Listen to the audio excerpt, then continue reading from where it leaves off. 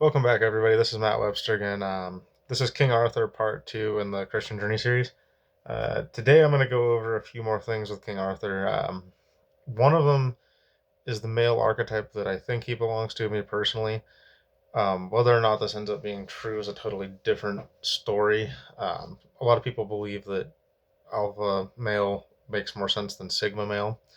I do think he does embody a little bit more of the alpha male, but not in the sense of like how he treated people.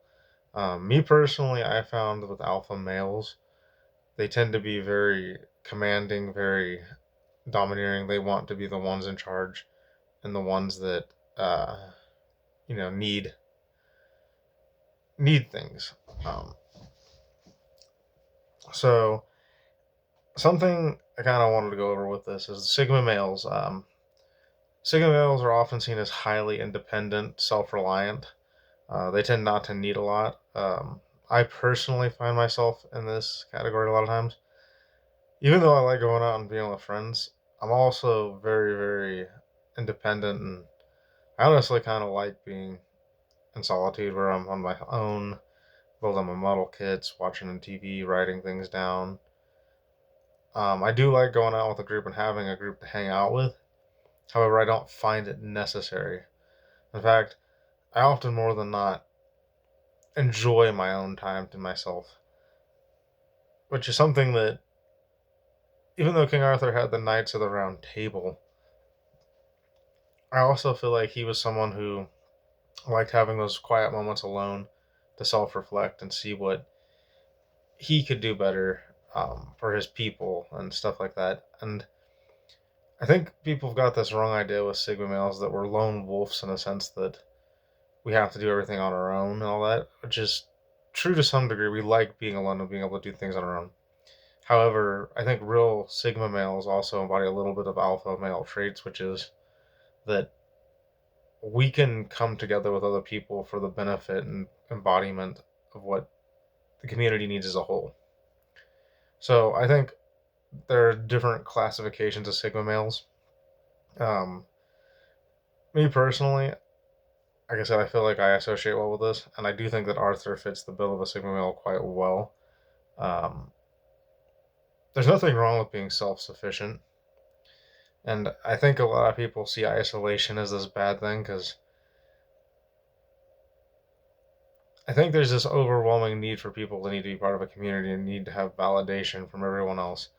Personally, I get exhausted dealing with it. I'm also someone who wasn't. I feel like I'm a super empath on my own part, and I tend to like realize people's emotions and feelings faster than most people, and I tend to try to manage everyone else's feelings on top of my own, which is something I think Arthur did quite well too. I mean, again, it goes back to that leadership role and stuff, and how I see that being something that leaders really do. And you don't do it for yourself or some self satisfaction. You do it because you truly want to build people up. Um, However, one thing I will say is I've gotten older, and even with friends now, I've also come to the realization that I can try to guide them, I can try to tell them, I can try to show them, give them facts, be there for them when they need it, but at the end of the day, everyone has to make their own choices and make their own decisions. Um, I'm learning more and more that I kind of like alone time for that reason, because it gives me a lot of time to self reflect on things that I think I can do better.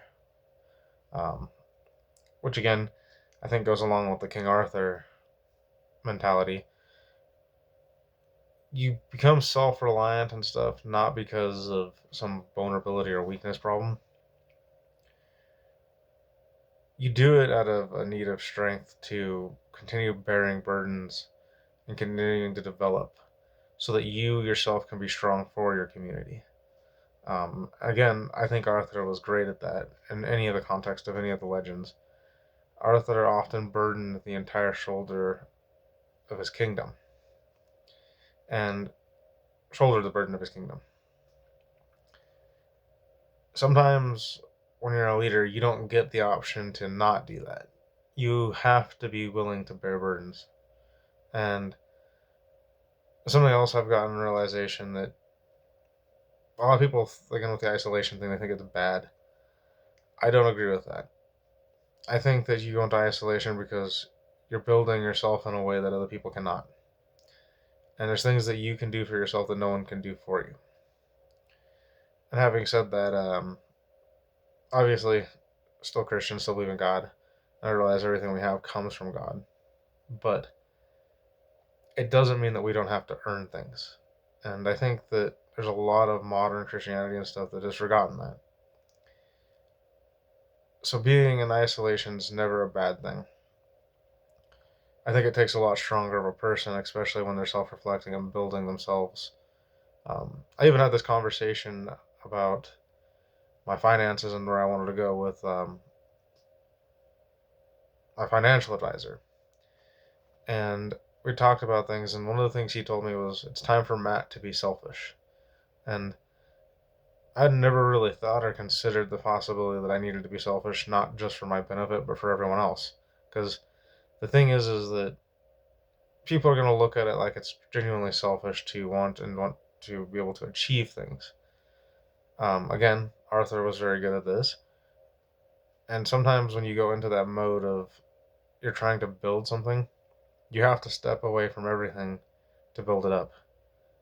And not just for your sake, but for their sake. Because if you truly want to be able to help people, first you have to help yourself. Which brings me to like a thing with Arthur's downfall. Oftentimes, Arthur didn't listen to people in good counsel, and a lot of times he wound up being right because they didn't have a good understanding. But there were key moments that led to his death, and a lot of the lore and stuff like that, where he could have been avoided had he listened to people around him. Um, and a lot of the legends, his sister Morgana, like I said, bewitched him. Um, some of the legends, his son, and it's either his son or his nephew, depending on which version to go with. Mordred, um, also referred to as the Black Knight, is the son that kills him, because he's taught to hate his father and stuff like that because of Morgana. Arthur was someone who loved people so dearly that he was very self-sacrificing, almost to a point that the few things that he really did genuinely value um, sometimes became like obsessions. Having said that, Arthur also serving his people, there was his Knights of the Round Table. The men that he surrounded himself with, his council, so to speak, were people that came from all sorts of different backgrounds. Some of them were a little more wild, some of them were a little more steadfast, stern. Um, just generally a very unique group of men, all wanting to achieve the same goal, and all of them believed in Arthur's cause. Um, it's very interesting to note that in my own personal life, uh, I've had this dream for a long time. My brother and friends had pointed out that sometimes I act like an anime protagonist or a movie protagonist, like the main hero, things like that. And a lot of people think that it's going to end up being my downfall. And time will only tell. One thing I will say is that I do try to surround myself with people whom, one, I trust, and who bring a different opinion to the table. I don't necessarily go with people who always agree with my opinion. Oftentimes, I prefer it when people don't, simply because it gives me something to work towards. I like having goals and stuff in mind. My biggest goal is that when I look at a lot of these characters in these TV shows, these movies, especially the main ones, people often think that these people can't exist, that no one like them could ever exist. And my question to those people would be, why not? Why can't they exist? What is holding society back from allowing these kind of people to exist? And that's kind of where I step out with like the King Arthur thing, and that relation to like what I believe in like Arthur and why I want to be more like him. I don't let everyone tell me what can and cannot be for myself. I don't allow myself to be held back by societal standards. I think if we want something bad enough in this world, we can make it exist. And it can exist. One, hard work, perseverance, and unwavering faith and belief are a key component to this. And I think that's something, again, Arthur embodied very well. Um, it's one of the reasons why he's one of the most respected leaders in, I think, all of literature. Even though there's still a lot of people who think that the character's phony and they could never exist, I think truth is there's a lot of men that would very much so like to be like this character.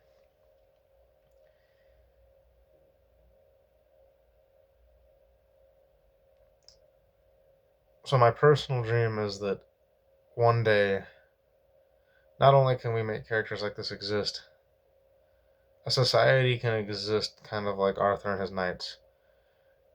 Arthur never put himself above his knights, even though they all crowned him king. When they sat at the table, Arthur saw them as equals, not as subordinates. Granted, all of them followed Arthur willingly and served willingly. It wasn't because Arthur was saying and doing things and he was the one pointing the finger and telling people where to go. It's because Arthur led from a place of truth. The truth that the world can be better if we allow it to be. That goodness can overcome evil. Just simply by doing what was right. Small, everyday deeds of kindness. And I really wish the world could see this more. I genuinely believe that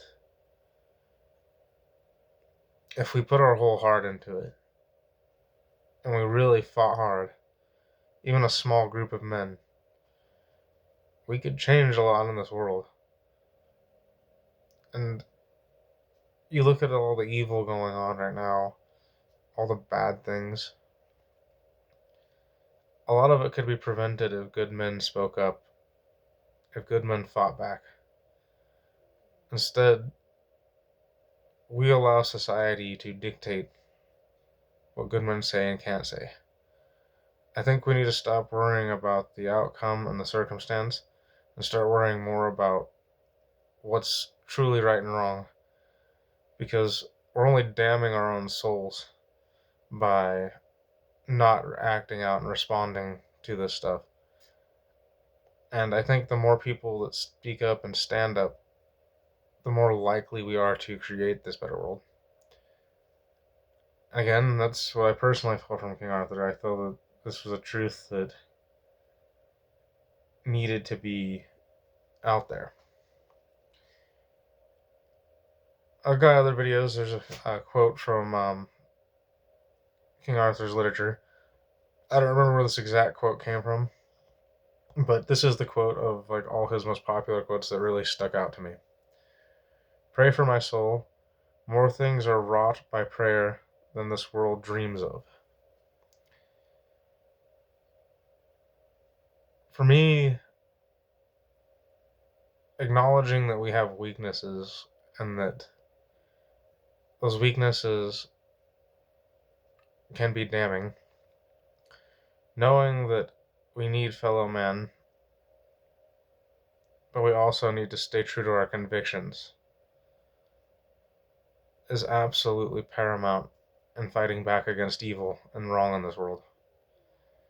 And I truly believe, for the ladies out there watching this, if you really don't think that their men are chivalrous, maybe you're in the room with the wrong men. And maybe stop giving access to the wicked. You allow yourself to be given out willingly to evil, nothing good will ever come of it. And I think it takes a man with absolutely good self-control to fight back against that kind of evil. Anyways, my point is that I think with all of this being said, that King Arthur absolutely is someone who could really exist. The Knights of the Round Table could really exist. Even if they were just a fictional story, there's no reason to believe that we couldn't create something like this here and now. And I absolutely believe wholeheartedly that I'm not the only one that thinks this. And I hope this video, I pray that this video reaches those men, finds those women that need to hear this stuff. Because we're only as big as our beliefs. And if you let your beliefs get drowned out by the world, you can't build with that. So your beliefs need to be let loose so that they can be built upon, so things can grow and flourish. Anyways, I will see you guys next time.